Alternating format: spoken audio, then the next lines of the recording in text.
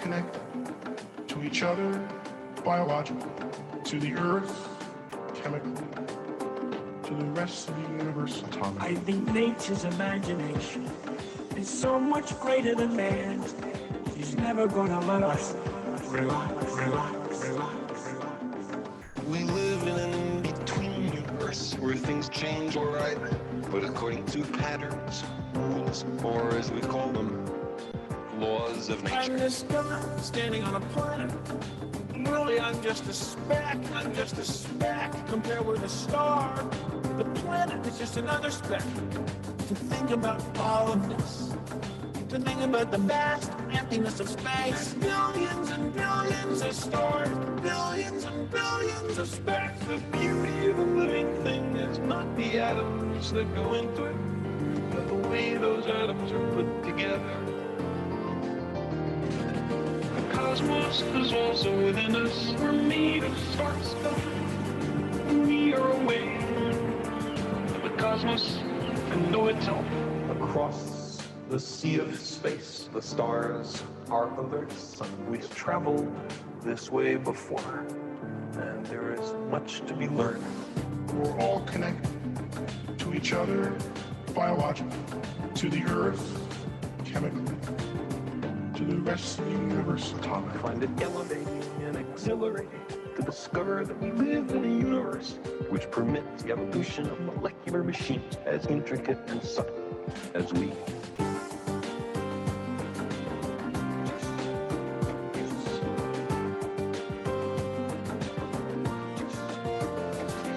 I know that the molecules in my body are traceable to phenomena in the cosmos. That makes me want to grab people in the street and say, have you heard this? The beauty of a living thing is not the atoms that go into it, but the way those atoms are put together. The cosmos is also within us. We're made of spark stuff.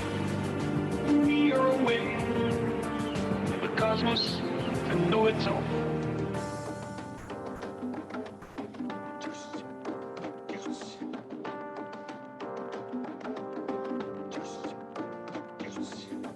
There's this tremendous mass of waves all over in space, which is the light bouncing around the room, going from one thing to the other, and it's all really there, really there. But you gotta stop and think about it, about the complexity to really get the pleasure. It's all really there, really there. The inconceivable nature. To think about all of this, to think about the vast emptiness of space, billions and billions of stars, billions and billions of specks. The beauty of a living thing is not the atoms that go into it, but the way those atoms are put together. The cosmos is also within us. We're made of spark stuff. We are aware of the cosmos and know itself. Across the sea of space, the stars, our other sun. We've traveled this way before, and there is much to be learned.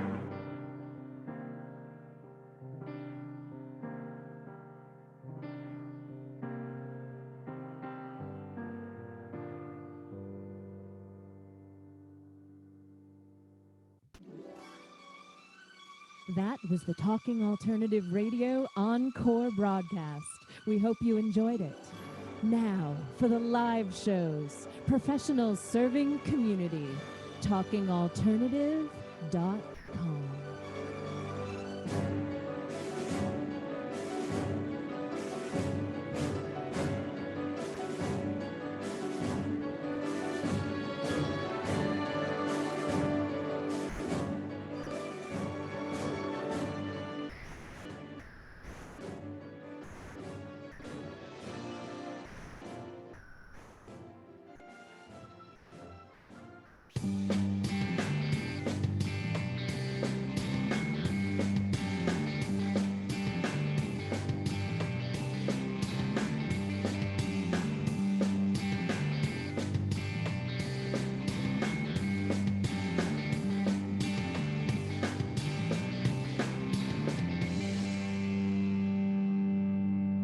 Hello, world. What's going on, gang? It's your boy, Tommy D, the nonprofit sector.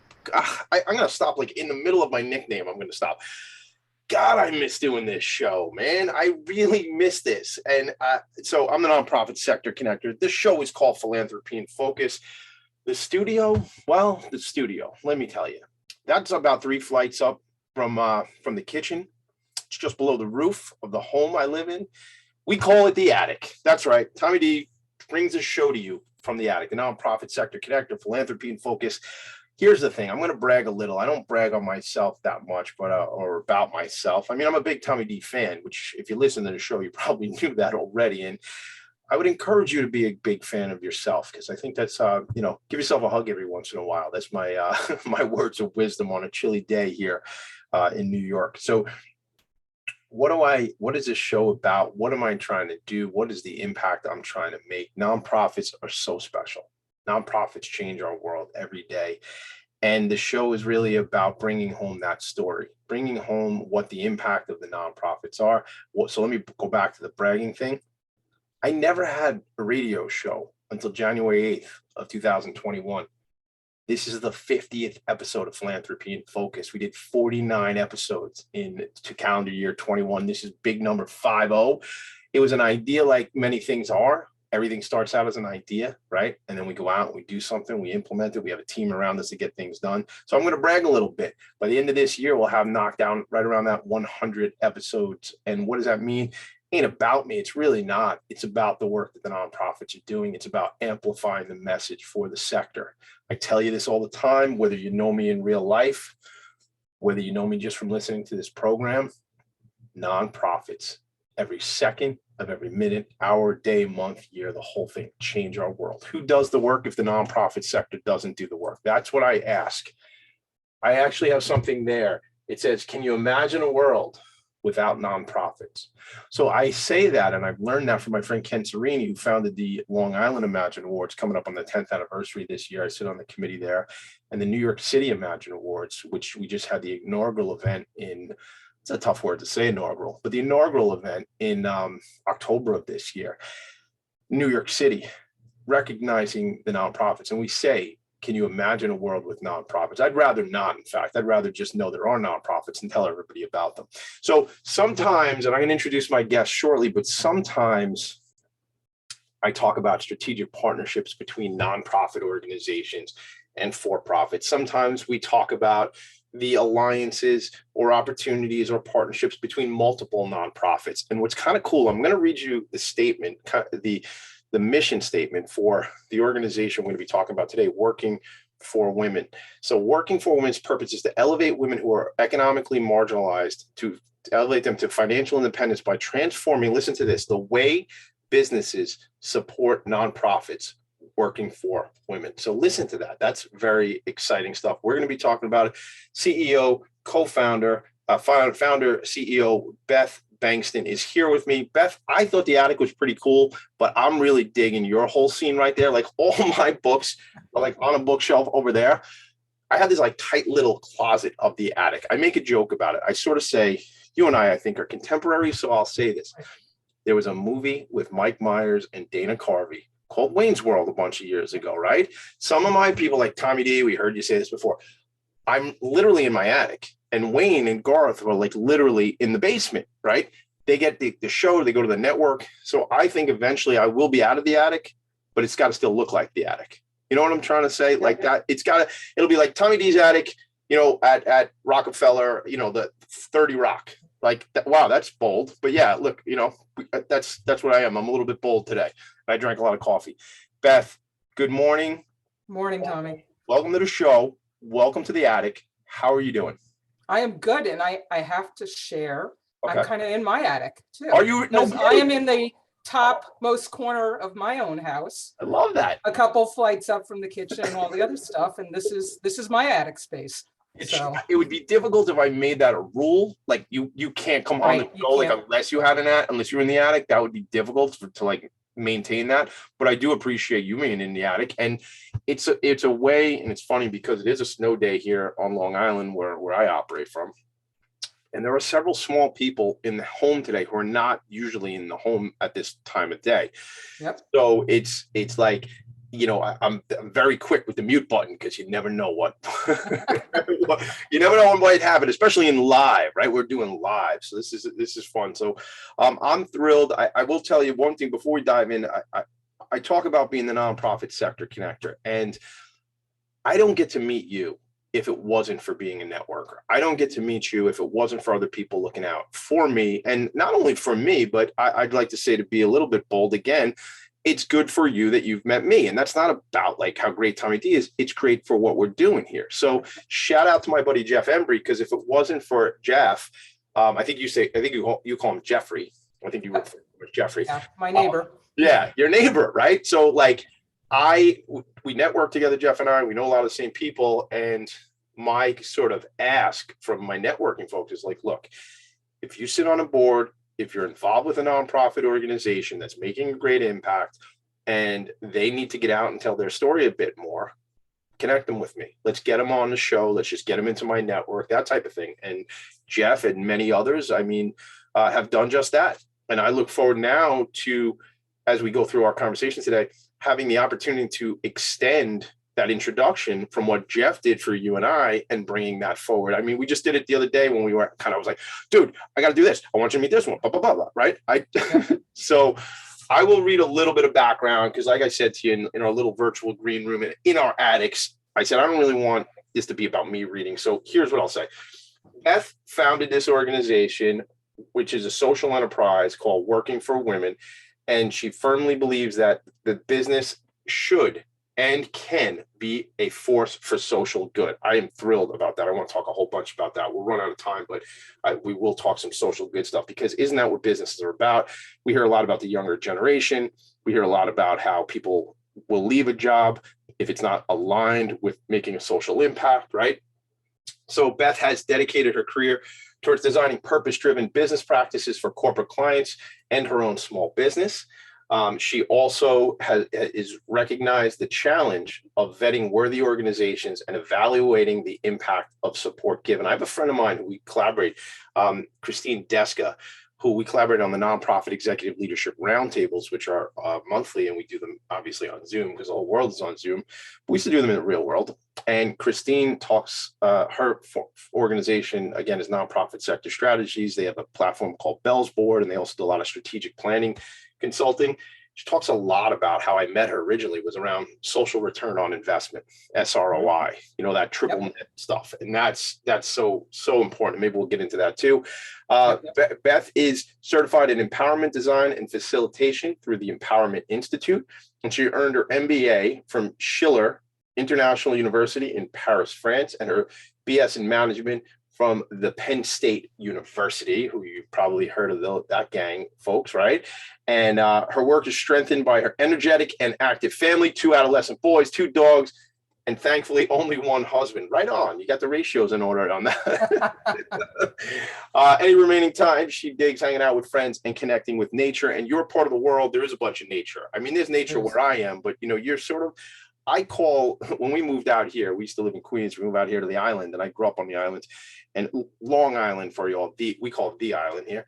But I heard somebody call Staten Island the island, and I thought that was kind of cute. Yeah. So when we moved out here, I said, "Oh yeah, we live out in the country." And I think you're more country, like where you're part of the world than we are. You got some nature out there, right? That's why I texted you this morning. I was concerned. We good with internet? I was like sort of worried about that because it's a little more the sticks than where I am, right? Yep. Yeah. So along those lines. So we're up in the Hudson Valley. So I'm up in Kingston, but I'm in the urban area of the Hudson Valley. So I know it. So my wife went up to school. She went to New Paltz. Yep. Salute. I think that was a sneeze. Salute if it was. Salute if it wasn't. Either way. My wife was up at New Paltz, and I had a bunch of my buddies, my cousin, and friends of ours were over at Marist, sort of like the same time, like 20 some odd years ago. So I spent a lot of time up that way. So look, like we talked about the other day, this is about you. This is about the organization. This is about you telling some stories. I usually ask my guests, how does this start? How does your journey into nonprofit, social impact? Tell me that story if we could start there. Yeah, definitely. And I did the same thing. I just have to share that I have the door that's sitting behind me on this, and it's locked because I've got those two adolescent boys home today with snow day. Always makes it a little bit more challenging, right? Isn't that fun? Isn't that fun? A little more challenging our day. I mean, I literally went down to get more coffee right now, and my wife said, "Dude, you have to tell me when you're done with the show." Like I go, like I need so like the chaos. It was almost like so the circus can like turn back on. Like, and so I said 10:57 a.m. You can whatever can happen. So yeah, same thing in this household. Just please, just be quiet for a little more. That's all I'm looking for. So take it away. Tell me the story. Tell me about Beth. Tell me kind of how it all starts. And I want to say congratulations. You said January 8th. We are on January 7th. So it is a year. That's pretty amazing. It's pretty wild. Like it wasn't a thing and now it's a thing, you know? And now it's a thing. And it's an important thing, right? Because I think you're completely right. Those connections are invaluable. And why we're still here and up and going is because of the people and conversations like this that have allowed me to meet the next group of people that have allowed us to start making the connections and building this organization. So my background, you kind of alluded a bit to it, was all from the for-profit. I worked in the for-profit world all along, both within large corporations and running my own firm, and always had a belief that business could be a force for social good.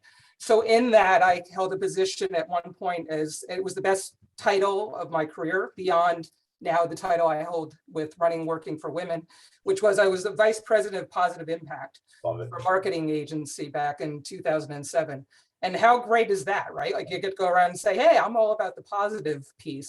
But that was really the beginning of businesses really starting to think about businesses of all sizes, right? Because corporate social responsibility has always been there in the larger businesses. But businesses were starting to say, hey, we need to think more about just profit. We need to think about people, profit, planet.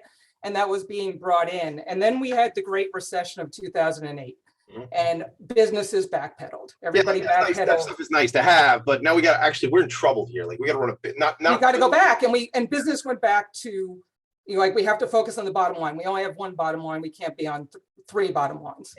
But fast forward to where we are now, starting this organization, we were really starting to get our traction as COVID happened. And I kind of had a panic of, oh my God, here we're putting this organization out there that's to bring the business community and the nonprofits together to really support and make this easier across these worlds. And here we're going into another economic crisis, but it's very different this time because of what you talked about before. Yeah. One of the big things that's happening in the Great Recession right now is not Great Recession, the Great Resignation. We go from the Great Recession to the Great Resignation. There's two things that people are looking for in companies: purpose, they want to be aligned along those lines, and flexibility. And if that's not there and they're not feeling that, then they're going off and looking for opportunities elsewhere. And that truthfully is why Working for Women exists and why I've ended up here. That was always a big part of my career. It wasn't something that was available though when I came out of business school. At that point, you came out, you worked really hard, so you could make lots of money so that you go and do good when you retire. Right. Yeah. Now, go do that stuff later. Yeah. Not like, but now people want it as part of their life. They don't want to have to wait for that. And they don't have to. It doesn't have to be, because it can be how we run our businesses. Yeah. There's so much there. The first thing I want to pull out of that, and we're going to sneak to a quick break in a second, but it's like that's the right way. Like the way we're talking about, like how this is, because not to be, morbid, but to be practical, some people don't get a chance to retire and do the thing later on, or maybe funding wise, they didn't save enough and, the trust. So why not have this integrated, I'll use that word, into our lifestyle? I mean, I'm on this campaign, which you may or may not be aware of, but I'm sure the people listening know, 60 days of service. I completed 29 days of the 60-day plan. Now, if that was a sales plan and I did 29 out of 60, I wouldn't have that job anymore. But fortunately, it was something I came up with. And I said, it's taken me longer with the world the way it is than I thought it would have. But in 6 months, I did 29 days of service. There was other things I did. I didn't count them, whatever. But the point is, I'm integrating that into part of my lifestyle. It's become a thing. It gets scheduled. It's like anything else, go out. And I'm so taken by what you're saying, because gone are the days where I have to just work, work, work, work, work. Companies give, the personal days and volunteer days now, and there's so much there. I think companies are getting it. We are going to take a quick break. When we come back, you'll probably get a chuckle out of the theme song, which I haven't heard in 3 weeks because we took a hiatus during the end of the last season. But we'll be back. And Beth, I just want to keep going with this. This is so fun. We'll be right back. This is Philanthropy and Focus. How do you say it, Tommy? Focus. Focus. We'll be right back with Beth Bengtson and Tommy D. See you later. Are you a business owner? Do you want to be a business owner? Do you work with business owners? Hi, I'm Stephen Fry, your small and medium-sized business or SMB guy, and I'm the host of the new show, Always Friday. While I love to have fun on my show, we take those Friday feelings of freedom and clarity to discuss popular topics on the minds of SMBs today. Please join me and my various special guests on Friday at 11 a.m. on talkradio.nyc. Are you a conscious co-creator? Are you on a quest to raise your vibration and your consciousness? I'm Sam Leibowitz, your conscious consultant. And on my show, The Conscious Consultant Hour, Awakening Humanity, we will touch upon all these topics and more. Listen live at our new time on Thursdays at 12 noon Eastern Time. That's The Conscious Consultant Hour, Awakening Humanity, Thursdays, 12 noon on talkradio.nyc.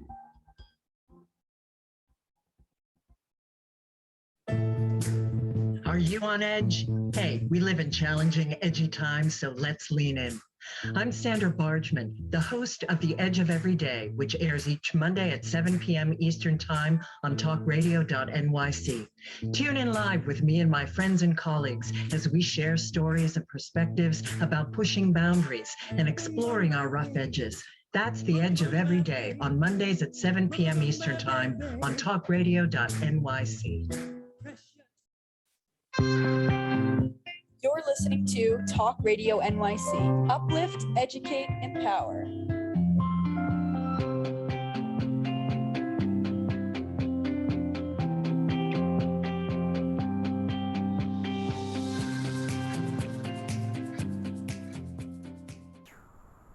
Nonprofits need connections to move in good directions. So cut through all the static. Join Tommy in his attic. I venture a guess world that there's only one theme song for a radio show that mentions the word attic. Not addict, but attic. The top of the house thing. There might be, I don't know if there's any theme songs that have the word addict in it either, but I don't know. We'll have to check that out. I used to threaten folks when they came on the show that by the time we came back from the break, they'd have to sing the song with me, Beth. I stopped doing that because I like to have people come back and be friends with me. So I don't make that threat anymore. I do want to just kind of handle a couple of things before we jump back into the conversation. Shout out to Mick Collins and Steve Fry, who comes on right after this, the SMB guy, Marjorie McCord, who I don't know. Maybe you know Marjorie if she's somebody on your team. So shout out to Marjorie checking in on Facebook. You could tell me who she is in a sec if you want. And then Mick Collins, I guess this is a reference to the Wayne's World thing, is telling me we're not worthy. Shout out. I got to go back to those movies. My buddy Mike from the neighborhood dressed up as Wayne Campbell and was like, had the hat. It was like doing this whole like head nod thing like Wayne used to do. So those Wayniacs, different Wayne, that's Wayne Newton, but those Wayne's World guys will remember Mick Collins. I know you're laughing right now because that whole Wayne thing where he shook his head. All right, so let's go back to the show, Tommy D. In addition to working for women, Beth Bengtson served as board president for the Wallkill Valley Land Conservancy and also sits on an advisory board for Ulster County Community College and many, many other things that I'm not going to read. But let's dive back in. Purpose and flexibility. The Great Resignation to me is like really interesting. Like I don't know a whole bunch about it, but I think it's interesting in the sense that people are fed up like with what they were doing, and they're like, I'm going to say a bad word. They're like, screw it. I'm not going to do that anymore. I'm going to go do it like a thing. I even have a friend who's looking to hire somebody right now in New York City, and this firm is having a tough time finding somebody. And I go, because people just don't want to go, if they can go, quote unquote, get that money, those resources in doing something that they're more aligned with, and they don't have to travel, and they don't have to spend $20 on breakfast and lunch in the city or whatever. It's kind of like, it makes sense. But I think the great pause, the pause, as they call it, and, when Governor Cuomo was talking about it, I'm not saying Cuomo, not Cuomo, whatever. That's not the point. He's the guy that said pause, right, gang? Don't beat me up about that. It's just about it. He was the one that said it. That pause was that for us, right, Beth? It gave us that opportunity to stop, look around, breathe. Don't you agree? Like, for people, It also made us confront a lot of things in our society that aren't great, right? Yeah. It may cause people.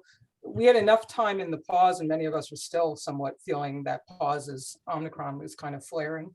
It gave you that time to kind of pause, look around, and reevaluate, where you're on your life and where you're spending your time. And work becomes a big component of that, because where's the majority of most people's time spent is work. And if it's not aligning with your values, that's what I see. We're seeing a lot of questions of that now. Thank you. Yeah, I was talking to a new friend of mine the other day, and I'm not going to call her out by name, but she was working a job, and she's must be in her late 20s, and she was working a job, like a state job, not in New York, and she had these women who were up 20, 30 years her senior, who hated what they were doing, but they stuck it out for the pension, for the benefits, and they tried to convince her, this is why we do this. Yeah, but maybe not. Like, let's try and flip it on its ear. Like, maybe that's not the deal. Like, and that questioning is happening right now, right? Yeah. That was the way. It's like what I talked about when I came out of business school. It wasn't that you went off and were able to find a job of purpose or anything like that. You went off and you found the job that you could make the most money, that you could get to a place where you could retire, and then you could go off and pursue the thing that you'd really like to go and support. And that was kind of the way. And now we're questioning that, right? This next generation is completely saying, well, why does it have to be that way? Why do we have to operate that way? And the business world is changing too, right? Like when you look back, and before COVID hit, we changed the purpose of a corporation for the first time. When I came out of business school, it was Milton Friedman's piece, and it was that your job as a business was to maximize shareholder profit. And now in August of 2019, that got changed, right? Now the business world is still figuring out how to do that, I'll be completely honest, but we redefined the purpose of a corporation to be about maximizing the return for all the stakeholders, and that's employees, that's the community in which you work. And interestingly, when they redefined it, they put shareholders at the end of that list. Wow. Which is a fundamentally, and while a lot of people say it's just words on paper, it's a huge, 50 years of educating business people that the only purpose that you're supposed to do in business is maximize profit, to, hey, actually, you need to think about the environment. You need to think about the community in which you work. You need to really make sure you're taking care of your employees. Are we there yet? No, but I think this period of COVID is escalating us closer and closer to that definition, and moving businesses and causing this next generation, quite frankly, to say, that's the type of place I want to work. I mean, when you incentivize, and I'm going to just say it, when you incentivize the wrong behavior, and again, I've worked in publicly traded companies as a sales professional, and it was always like, I found it interesting. I worked at I worked at ADP for many, many years, and I didn't experience what I'm about to say until I was at another company. But I was witnessing like that, how every 90 days, somebody has to report. And I got very interested in it in the past company I was working at. And I would get on the calls and I would listen to the CEO, because they had gone public recently, big company, but they had gone public recently. And I was like, wow, he's got to report this stuff like every 90 days. Like 90 days is not a long time. That's short-term thinking. That's not long-term. And it's just like, we got to hit the number. We got to hit the number. And as a sales guy, I was, I started working at ADP when I was like 24 years old. So I've been in this profession, like as a profession, for 20 years. But I feel like I've always sort of been a sales guy-ish, but I witnessed like, wow. So I knew it was always about numbers, but then when you think of it, it's one thing where, you're working in Bayside, Queens, and there's a dozen guys and you're selling payroll services. And it's like, well, we got to hit a number. And not that I totally agree with how all that goes down, but then I think the bigger challenge is you extrapolate that out to thousands of people in a mentality. And then you put in Wall Street and they're expecting numbers and investors. you incentivize, I say, the wrong behavior, you're going to get crappy results. I don't know why this is coming out like for me right now, but you know what I'm thinking of? The movie with, oh God, what's her name?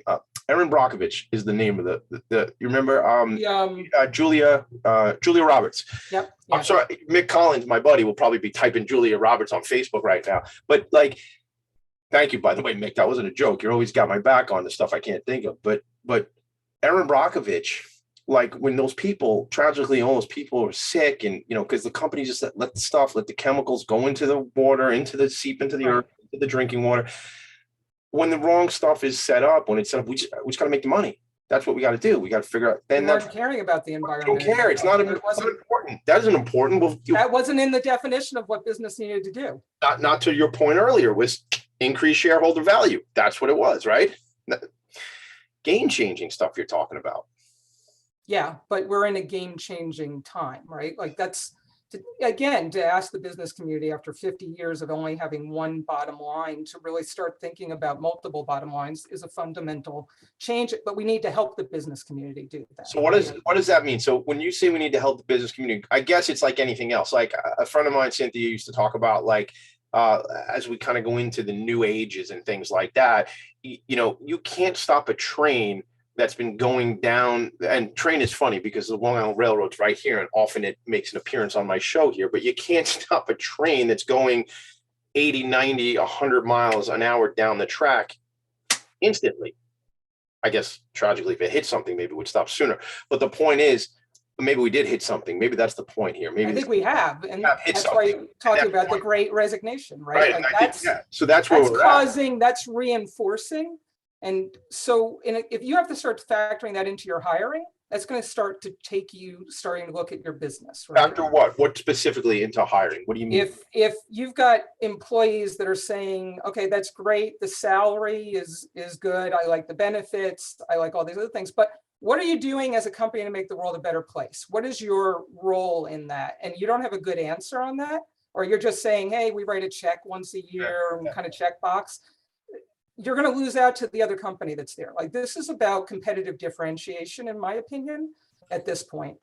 And, having been in this space of kind of you brought up my other hat, which is the environmental. And when you really think about corporate social responsibility, it's social, which is social justice and what's happening within your communities, which is what Working for Women's really focused in on with women.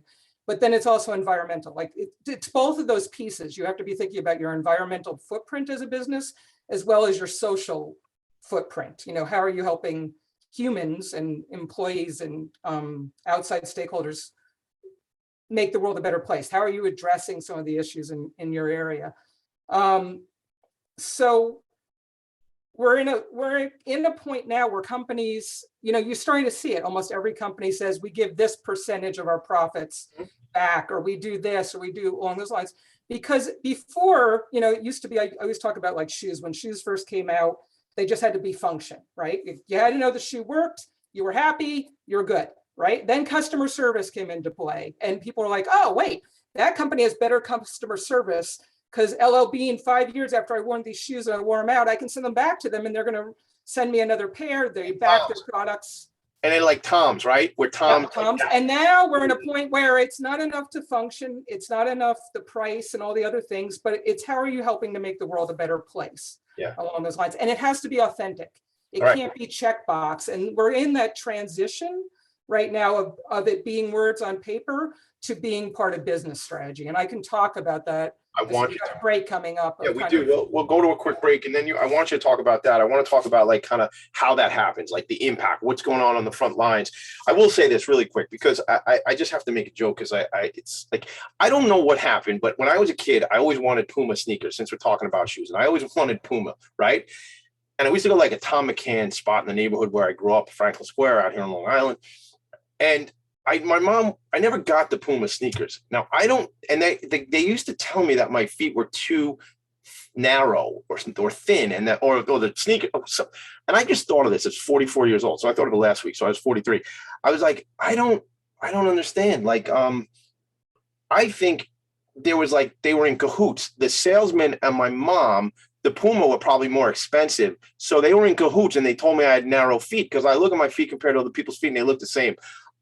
So this is what you made me think of with shoes. This is the comedy section of the show, ladies and gentlemen. There's going to be some silliness. You keep coming back, so you must be digging it. So I will be a little bit silly, but I don't think, because I've bought Pumas as an adult and they fit. I'll just say that. So anyway, Beth, when we come back from, let me stop silliness. When we come back, we talk about the environmental impact, social impact. I want to say this. None of this happens if the employees or the candidates didn't get leverage. See, we now, as those who, it used to be like, I remember even going in for interviews, you kind of felt like a table, like they sat up here and we sat down here, right? That's a really important part of this, because there is that leverage now to start shifting this. Because without that, you can't say it. You can say whatever you want. And they'll go, great, I'm not hiring you. Walk, because it's an employee's market right now, not an employer's market. That's the game changer. Let's talk about that when we get back. Beth Bengtson's here, Tommy D's here. We'll be right back. I am Joseph Franklin McElroy, host of the new podcast, Gateway to the Smokies. It airs on talkradio.nyc every Tuesday night from 6 p.m. to 7. Every episode is dedicated to memorable experiences in the Great Smoky Mountains National Park and surrounding areas. This show features experts and locals who will expound upon the richness of culture, history, and adventure that awaits you in the Smokies. Tune in every Tuesday from 6 p.m. to 7 on talkradio.nyc. Are you passionate about the conversation around racism? Hi, I'm Reverend Dr. TLC, host of the Dismantle Racism Show, which airs every Thursday at 11 a.m. Eastern on talkradio.nyc. Join me and my amazing guests as we discuss ways to uncover, dismantle, and eradicate racism. That's Thursdays at 11 o'clock a.m. on talkradio.nyc.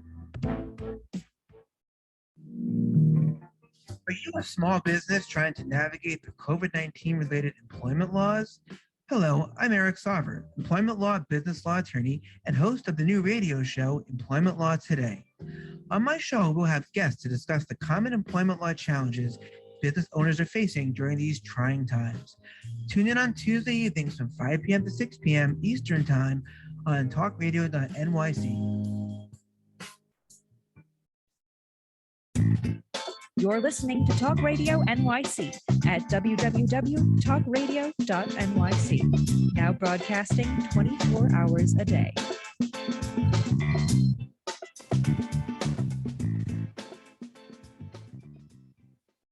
Nonprofits need connections to move in good directions.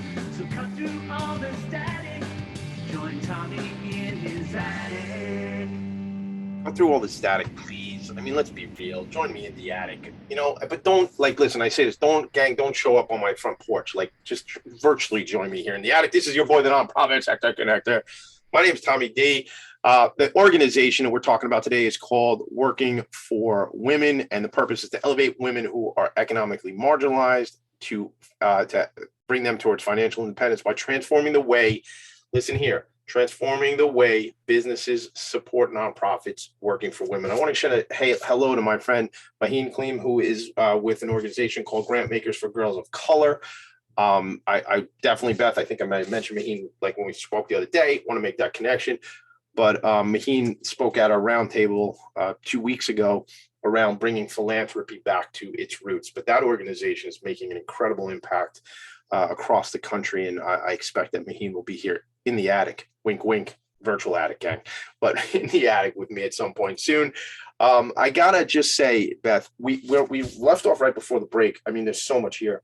I wanted you to continue on this thing around the leverage that the employee has, because like we just hit upon, without that, organizations like yours might have great concepts and ideas, but businesses don't need to change, right? If I don't need to evolve because I'm hitting my numbers, quote unquote, with Wall Street, candidates are knocking us over to get in here to work with us, right? So that's kind of the twist. It knocks everything on its ear, right?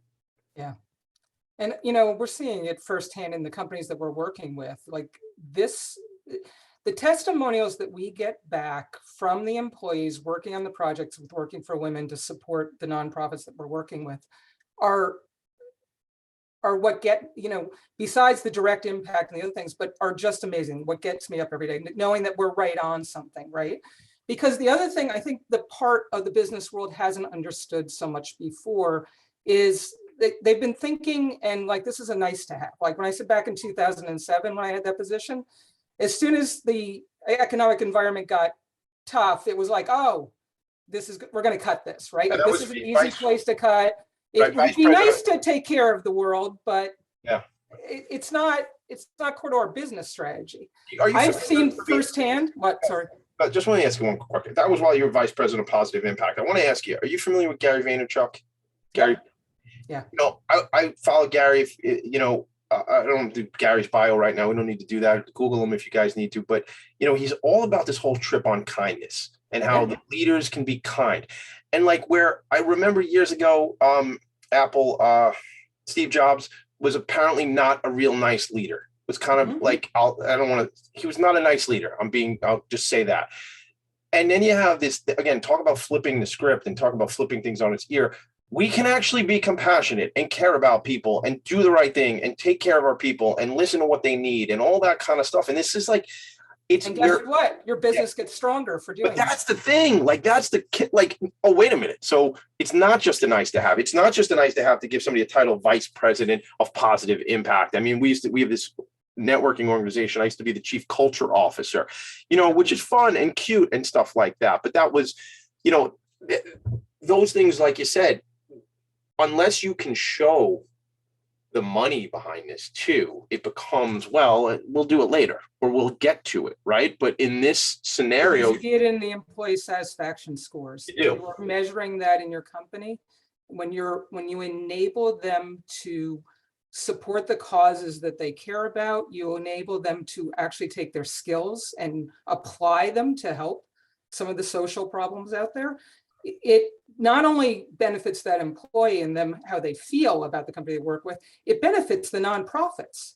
My big learning over the last couple of years and through my career of seeing this is businesses have resources. And those resources aren't just dollars. It's the skill sets in those businesses. And you talked about, I think we fundamentally think about nonprofits as different, right? We think we have business and we have nonprofits. I will argue a well-run nonprofit is a well-run business. And what we've done is it should be business, and it's either your legal structure is for-profit or it's a nonprofit. But it was funny, I'd share it, it's on my shelf back there. When I was going to switch out of the for-profit world to the nonprofit world, I went and got a book on nonprofit organizational management, all the things you need to do to set it up. And I started reading and I went, this is business school. This is just foundational organization, running an organization. There's nothing in here that I don't have from running my own business over here. It's all applicable to the nonprofit world. And so the aha in that, and what we do with Working for Women is we work with our business partners to not just move dollars, because you talked about we invest dollars in skills. We look for those skill-based projects. We sit with our nonprofits and ask them, what is it that's holding you back from growing, right? Because my interest is to grow those nonprofits' capacity. Because if I help them grow their capacity, that means they're going to reach more women, right? And if they reach more women, then we're getting more women in economic independence. And that is my ultimate goal. But we do that by serving as an intermediary and a translator between the business world and the nonprofit world. But we sit with those nonprofit leaders and say, what is it that's holding, what are the resources? What are the types of projects that you can't get to, or you don't have the skill sets on your team? And then we look within our business membership to say who has those skills, who can bring those so that we help facilitate those projects. And what comes out of that is a mutually beneficial experience, because I've seen way too long the business world kind of doing, pro bono projects. And we did this when we built this organization. We went out and we listened, and we heard from a lot of businesses, we're doing a lot of projects, but we don't really know if we move the needle at we don't know if we really help them. And then we also heard from nonprofit leaders, we have a lot of businesses that come in, they want to do stuff for us, but they're telling us what we need. They're not hearing what it is that we need. And so there's been a disconnect in this world of everybody wanting to do well. And so what we do is facilitate to make sure that's a mutually beneficial experience. So when we sit and we hear, hey, you need help developing a marketing and strategic communications plan, we then go off and we find someone to help them do that. And not only just get the report done so it sits on a shelf, but make sure that that nonprofit is able to implement those recommendations and bring them to life, so that at the end of this, those business resources, you talked about ROI before, we talk about it as return on impact. There's actually, because that's what I wanted to know as a business leader, right? I was always called on to do charity, give back, but I never really knew. And what do I want to know as a business person? I want to know what my return on impact is. I want to know what my return on my investment is. That's what I've been trained to do all along. So that's what we help the community understand. First of all, so much from listening to you, so much of this to me just makes sense. And I don't know if that's just because I'm in this world a bit and I see it, or if this is like, and not to, basic and fundamental might have a negative connotation, and I don't mean it negatively, but I mean, this sounds like some basic stuff. Like if you align two different businesses, they would support each other in what you might call a partnership. And then each, I have these resources, whether it be social capital or dollars or network or whatever, and you have these other things, and we come together and we're both better off for that, right? Yep. Like a day of service, or a team building event where we go out and do the thing once a year and then it just goes away. It was cute. Sorry, that was mean, but it was cute. But that's where it starts. But that's where it starts. Right. So it's not a negative thing, but like, it's like, how do we move the ball further down the field? Like, so, and I had Lee Silberman was on the show back in last year, and he's the CEO of Habitat for Humanity of Suffolk County out here in Long Island. And before that, he was a leader of a business, and his business was so aligned with Habitat that when Habitat needed a new CEO and he had resigned or retired from what he was doing, he just kind of took that role on. It was like obvious, right? But they had a 20-year working relationship that was good for the business, that was good for the nonprofit, and vice versa. Their employees were like interwoven, not, but they did things together. They were connected, yeah. Right? That's when it's aligned with your business, right? That's when you bring it in, and that's sustainable. Doing good corporate citizenship or business citizenship or giving back, it has to be aligned to your business, right? You have to be able to see that business benefit, and there is, right? Because the other thing that I've gotten to see firsthand is this was a concept. You talked about an idea, right? Like it all generates from an idea when we first came on. Yeah. This was an idea 4 years ago. I thought it was somewhat of a crazy idea. And you brought up Marjorie McCord, right? Yeah. And she is actually on our staff now, but she was one of the first board members to come on. And I remember sitting when I was in my other world, right, before we even got this up and going, and saying to her, I have this crazy idea that we could, bring the business community together and start going along these, because she was talking about wanting to find more purpose in her work, right, as she goes forward. And lo and behold, here we sit entering our 4th year, and now she's working directly with me. And I kind of had to take a step back this morning and go, oh my God, this was a crazy idea in a car ride on a piece, and now we're running this organization and growing it. You talked about so I was bringing up the fact of the employees. What I've gotten to see, and we went into businesses all in the beginning, right, and said, you got to do social good, you got to do social good, you got to do social, you got to give back. And businesses said, yeah, but we're doing a day of service, we're doing this. And I was like, okay, we're a little early in this market, right, of getting people to say, this has to be fundamental to your business. What I've gotten to see firsthand is these are learning and development opportunities for your staff, right? There is nothing better than experiential learning and growth opportunities. And when I talk to a lot of the larger businesses and businesses out there, it's not that you're still doing the social good, but you're providing learning and developing opportunities for your employees with the dual benefit of doing social good at the same time, right? So they're able to take their skills, the things that they do well, and apply them to different problems and different industries to some extent. All that learning comes back into your business, besides the fact, and a lot of times they get to operate on growth opportunities, types of projects that they may not have led in your business, that now they're getting to apply those skills outside in another environment. Yeah, I think all that, I'm with you right on it. And I think now you're developing your people, right? Your people now are not just in the thing, turning the wheel, doing the cog, doing the spreadsheet, whatever. They're like, I do this job. I like this company. but wow, now I can get passionate about our other thing they're doing, and it fires them up, and they're more well-rounded, and it goes to it's critical. I mean, so there's a million more questions I have for you. We need like a half day together to do this right. But I want to know when we come back from break, how people can connect with you, what it is you need, and really how can we help? That's the thing. Like, what's on the top list? And you said Marjorie, right? Like, what do you and Marjorie and the team and the board, and you'll talk about, like, we could really use fill in the blank. That's your opportunity, Beth, to do that. There's so much here. I want you to also just tell me, resource wise, is most of the resources on the website that people can find out about the organization? Are there? Yeah, just go to workingforwomen.org. It's pretty easy. Workingforwomen.org, and you can connect with us. You can learn about the work that we're doing, and then follow us on our social channels. But all the social channels are listed on the website as well. I'll share that as we go to a quick break right now. I'm going to just share the website while we go to a break. We'll be right back. And Beth, you're kind of on the hot seat when we get back. What do you need? Good. What does W4W need? We'll be right back. Philanthropy and Focus. Right back.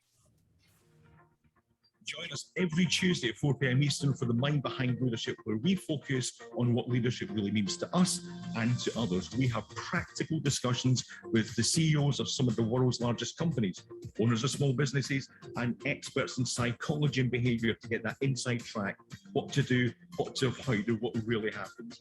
Join me, Graham Dobbin, at the new time, 4 p.m. every Tuesday for the Mind Behind Leadership, here live on talkradio.nyc.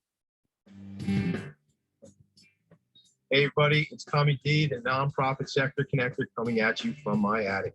Each week here on talkradio.nyc, I host the program Philanthropy and Focus. Nonprofits impact us each and every day, and it's my focus to help them amplify their message and tell their story. Listen each week at 10 a.m. Eastern Standard Time until 11 a.m. Eastern Standard Time, right here on talkradio.nyc.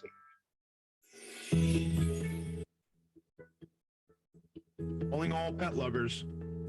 Pet Avengers, assemble! On the Professionals and Animal Lovers show, we believe the bond between animal lovers is incredibly strong. It mirrors that bond between pets and their owners. Through this program, we come together to learn, educate, and advocate. Join us live every Wednesday at 2 p.m. at talkradio.nyc. You're listening to Talk Radio NYC at www.talkradio.nyc. Now broadcasting 24 hours a day.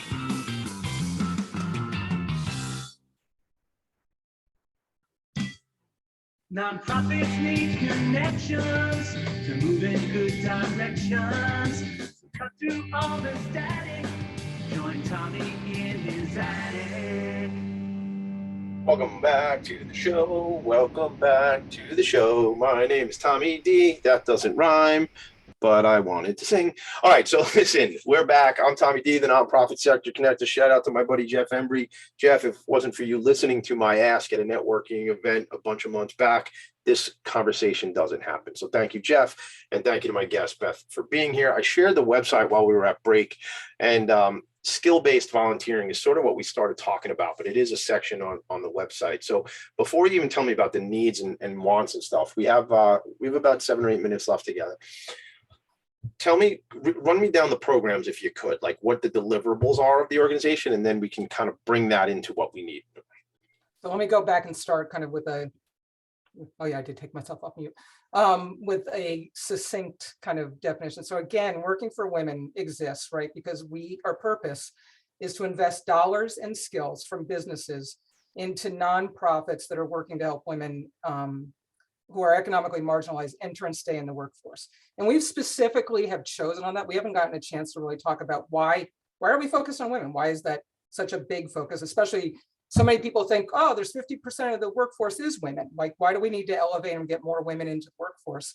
When you really start looking at the dollars, though, we don't put any capital into women in the US, right? So less than 1.9, the latest report that came out last year, less than 1.9% of all philanthropy in the United States goes to support women and girls. And the majority of that money goes to focus on reproductive health and services. We are not doing much to help women actually get to places where they're able to support themselves. And then you start looking at the numbers of single moms in households. And let's remember, if you care about gender equity, moms aren't just raising the next round of girls, they're raising boys and girls, right? Or however the child identifies. Yep. So we're not supporting that, right? We're not helping those women get out of poverty. And when you look at the resources, the nonprofits that we support, they're all basically grassroots. We will be across the country bi-coastal this year. Last year, we grew out to Chicago and Boston. We launched in the New York metropolitan region. And all the nonprofits we work with, they all have three fundamental things in common.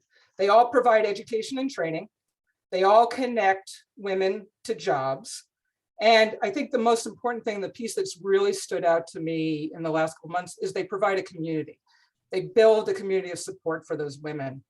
And so we need to invest more, because what we've seen, and the research has shown this for years, and this is why it's mind-boggling to me that we still don't put a lot of capital there. We may be doing a lot in raising awareness in the conversation, but actually moving dollars to support women, we don't do, is because when you invest in a woman, they turn around, they invest those dollars right back into their families, and they in turn invest those back into communities. And we have story after story in every one of the nonprofits that we talk with. When you've invested in these women, what they are doing and where they have taken that is mind-blowing, right? And you just think we need to be doing more of that. And when you start factoring it from a business standpoint, right? Who are the primary purchase decision makers about major purchases in almost every household? 80-90% of large purchases or household purchases are made by women. Why aren't we enabling? So getting more women into the workforce is not a bad thing, because we get more women to have economic, security. Then that's good for business, because we have more people to buy things, right? More consumers. So it's good for the GDP. Yeah. Right? Getting more people out of poverty is actually good for the GDP, but we don't invest in that. So that, just from the standpoint of why I wanted to kind of bring in, because some people are like, well, you're doing all of this, this sounds great, but I don't know why it's good for my business to invest in women, right? We want to invest in the environment, we want to do other things. And not that we shouldn't, but that's also been proven in reports that when you invest in women, that actually it's a good environmental investment as well. Is that right? Okay. All right. And if because they're thinking about that larger macro picture, not that men aren't, but they're thinking about the environment. They're thinking about where their kids are growing up. Yeah. They want to make sure. So it makes sense that they're going to think about companies, not just from that social standpoint, but what that environmental impact is. There's so much there. And is a lot of those stories, how are those stories told? Are they told through the website? Is there videos? They're told through the website. We will do even more of that this year, because we've been so focused on just building out the network and working directly. We're probably as at fault as some of our partners and be able to have the time and resources to tell the story of the impact that we've been having. But again, that will be coming in the next couple of weeks. We'll be issuing our first impact report to kind of talk about what this model is actually able to do, and showcasing more of those stories of what happens when you invest in a woman, because we're not telling those. And it's not even from us. Society's not telling us. We tell the stories of the pain, but we don't tell the stories of the transformation that can happen. So much there. I mean, wow. This is incredible. What do I need? I need the business community to get involved. So how? Right? How do they get involved? I mean, and who and how? Who and how? So we are built for all size businesses. We have 3 different levels of membership. We have sole proprietors to large corporations that are part of our model. If you're a smaller business, in some cases, you can only write a small check each year, right? We then aggregate those funds, and we're launching the Invest in Women Fund this year, where we aggregate those dollars across all those businesses. So that $100,000 to be part of 100,000, part of $1 million, right? That we then in turn invest into the capacity building. I want to be clear, not just funding off those things, but funding capacity building projects with our nonprofit partners. So, Beth, you're here with me. What does the team look like? Are we directing people to follow Beth, connect with Beth on LinkedIn, or is there development? Connect with Working for Women, connect with the organization. Right. This is larger than me, Tommy. That's what I want to know, because I want to know Yeah, this isn't about you. I know as a nonprofit leader, I get, right. It's not about. Yeah, it's about connecting with the organization. It's following on the channels. It's helping promote this. It's a new model, right? There's not a lot of people out there saying, hey, let's go work with the intermediary. But I saw as a for-profit business, especially as a small business, it took me away from running my business to figure out how to go back and give in community, right? Because what you talked about before, the vetting. How do I know that I wrote the check to the right organization? How do I know that how to bring my skills across? That takes time and resources. We serve to help facilitate and make that better, so that what we're doing is enabling businesses to give back better. Not just to give back. Businesses are giving back without a doubt, right? Across the board. But are those resources going as far as they could be? Are they having the impact that they could be having? That's what we exist to do and to ensure. You said to give back better is what you just said, right? That was, so look, I mean, we talked months ago when we first met, and I'm like, this just makes sense, but I'm more enthusiastic about learning more about what you're doing. And I want to be a part of it in whatever way, shape, or form. My business, Philanthropy and Focus, me, whatever can be involved, because these are the stories I'm trying to get out there and tell. So I am thrilled that we've been connected. We have a lot more to talk about, and I have a lot of connections that I think would be appropriate for you, but you'll have to tell me which you want, which you don't want. And to go to the website again, it's I just want to look at it, workingforwomen.org. Beth, this has been an absolute pleasure. I mean, I know sometimes hanging with me, I could be all over the map, but it's because inside of my head, things are firing so quick. Well, you're also highly passionate about this, which is why it's fun to talk with you about it. Thank you. I appreciate that. I dig it, man. I mean, I got 7 pages of notes, and this isn't even like it. You know, I'm running a show and I'm taking notes the whole time. So this has been a special experience. At some point, hopefully I will meet you in person, but in this world, it's not as relevant anyway, because we can just make all connections and hook each other up and help out. Thank you for being here. Please don't hesitate to let me know and my community how we can help. All right. Sounds good. I think we'll be talking more. We will. All right. So this is Philanthropy and Focus, gang. I do have to bring us to a close. If you want to see what I'm doing, TommyD.NYC on Instagram, TommyD.NYC on TikTok. How dramatic. I just said those things. And get me on email, TommyD@philanthropyandfocus.com, and Focus, PHOCUS. Next week on the show, Jennifer Capezza will be here from Long Island Against Domestic Violence. We don't need to talk about the tragedy of domestic violence, but we will see about this organization and how they're addressing that for people who have experienced that incredible challenge.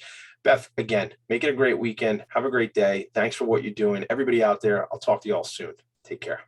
Bye. Nonprofits need connections to move in good directions. So cut through all the static. Join Tommy